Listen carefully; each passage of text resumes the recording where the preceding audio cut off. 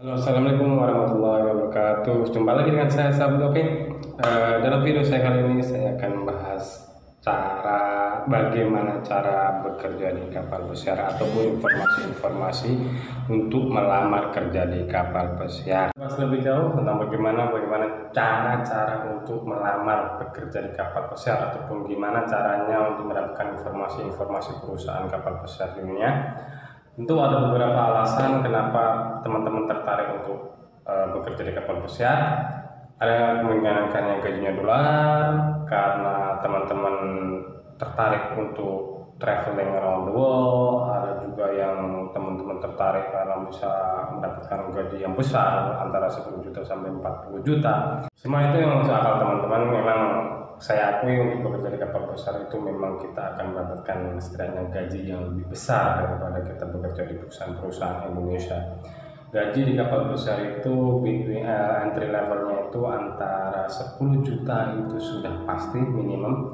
Dan kalau kita ada chance untuk mendapatkan gaji 40 juta dan beberapa posisi pekerjaan di kapal besar itu juga kita ada kemungkinan mendapatkan 50 juta. Tapi untuk melamar ataupun untuk bekerja di kapal pesiar ada beberapa hal yang perlu kita siapkan. Antara lain yang paling penting adalah apapun alasan teman-teman untuk bekerja di kapal pesiar adalah niat untuk bekerja. Karena kerja di kapal pesiar itu 7 hari kerja non-stop, nggak ada day off. Ya, dan setiap hari itu rata-rata kita bekerja sebangsa 10 sampai 11 jam per hari. Ada beberapa hari spesial yang kita kerja 11 sampai 13 jam, tapi itu kadang-kadang seminggu sekali. Tapi overall sehari itu kita bekerja 10 sampai 11 jam.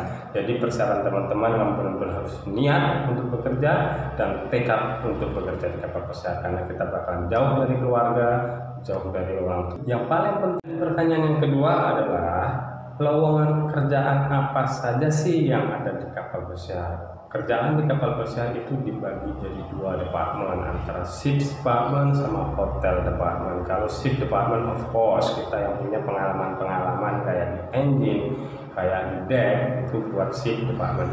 Nah, hotel department itu kerjaan yang bersangkut paut dengan perhotelan seperti housekeeping, food beverage, food product, dan lain sebagainya. Dan lowongan-lowongan yang ada di kapal pesiar itu antara lain untuk engine ada wiper entry levelnya, dan untuk deck ada sailor untuk entry levelnya. Ada untuk the hotel department itu ada housekeeping itu antara lain housekeeping, male housekeeping, female housekeeping, laundry attendant. Nah, untuk restoran ataupun food service department, di situ ada entry levelnya antara lain adalah leader steward, assistant leader steward, assistant dining room steward, atau dining room steward. Dan bahkan ada untuk food productnya antara lain adalah kitchen assistant, ada chef de party, di situ ada cousin, ada komis, ada dan lain sebagainya. Teman-teman baik, sebelum kita bahas lebih jauh video ini tentang persiapan bahkan syarat-syarat untuk bekerja di kapal pesiar, jangan lupa like, share, dan subscribe video ini. Nah, persiapan apa sih yang perlu teman-teman siapkan sebelum melamar untuk bekerja di kapal pesiar? Nah, sebelum kita bekerja, kita tentu sudah ada niat untuk bekerja, sudah ada tekad untuk bekerja, dan yang paling pertama adalah menentukan perusahaan di mana kita mau bekerja.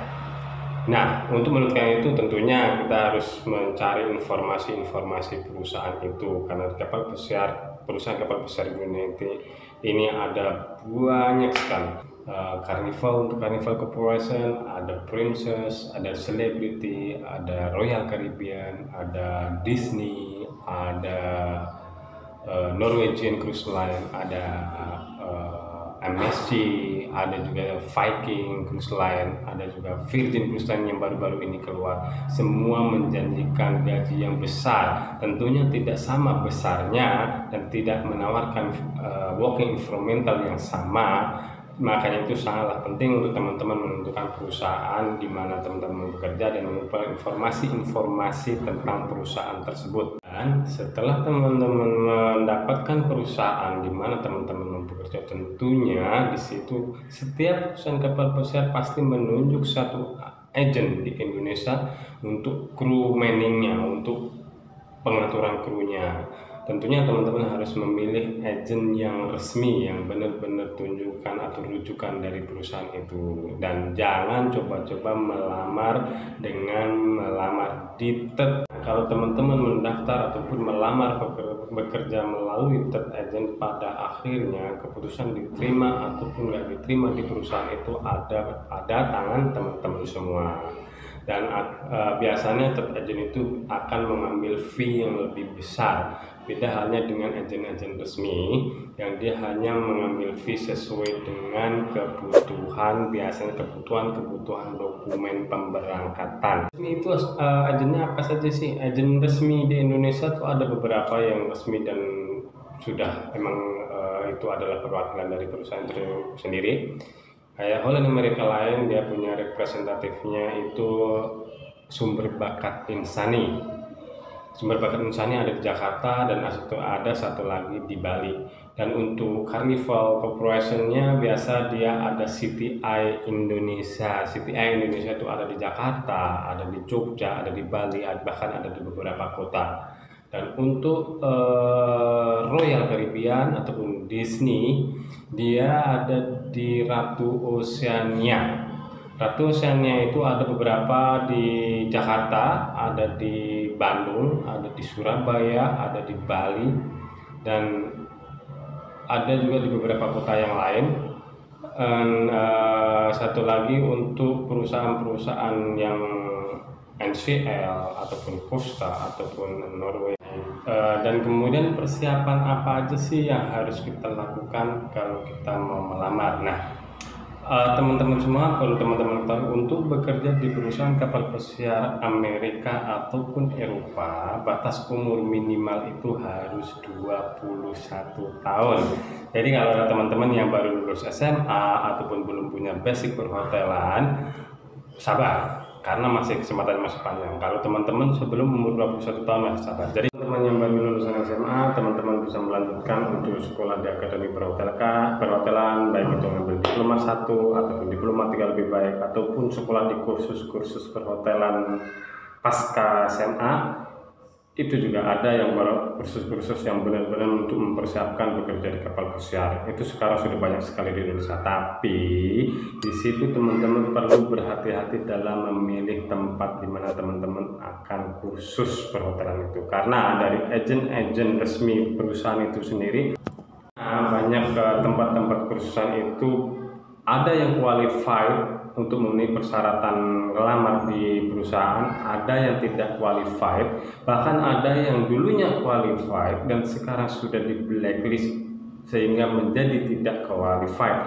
Jadi di situ teman-teman perlu hati-hati dalam memilih tempat di mana teman-teman akan melanjutkan untuk kursus floating hotel operation atau kursus program perhotelan kapal pesiar. Teman-teman yang punya basic sailor ataupun basic engine, jangan khawatir, masih banyak sekali lowongan-lowongan buat teman-teman semua. Di kapal pesiar juga ada lowongan untuk engine, ya. Engine biasanya dia itu persyaratan minimal SMA kemudian dia updating, ataupun kalau sekarang itu setara dengan ANT5 ATT5 ya. ANT5 dengan ATT5 mempunyai pengalaman 1 tahun. Oke, itu saja yang bisa saya bahas dalam video saya kali ini. Dan video saya selanjutnya saya akan membahas tentang persyaratan bekerja di kapal pesiar yang lebih detail dan sertifikat yang dibutuhkan untuk bekerja di kapal pesiar. Makanya mudah-mudahan teman-teman bisa mengikuti saya, like, share, dan subscribe channel saya terus supaya bisa mengikuti video-video saya. Saya akan masih banyak informasi tentang bekerja kapal pesiar yang perlu saya sampaikan. Dan maaf sekarang, assalamualaikum warahmatullahi wabarakatuh.